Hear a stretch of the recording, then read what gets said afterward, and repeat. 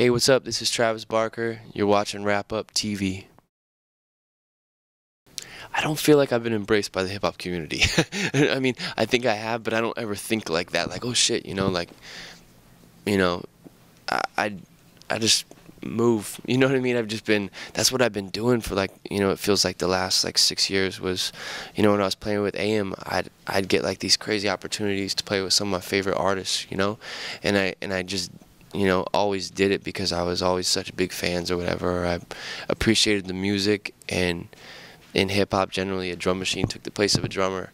So to even be asked, and in the first place I was always blessed. I felt blessed, and then next thing you know, I have all these songs accumulating, with all my favorite rappers on it, and I just never looked back because it was too good to be true. Or I couldn't figure out why or how, or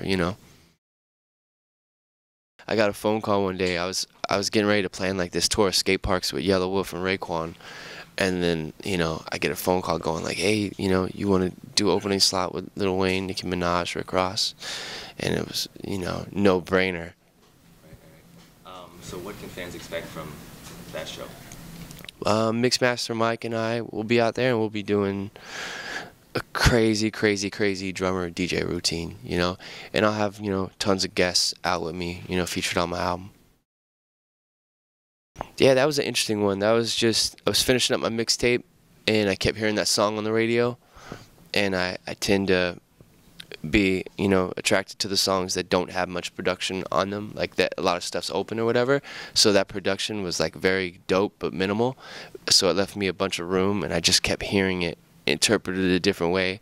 And it wasn't like, it was one of my remixes that I wasn't asked to do, and I just wanted to do. I just took it from the 2-track, just like anybody else would, and I just wanted to flip it real quick. That collaboration has a good and bad story.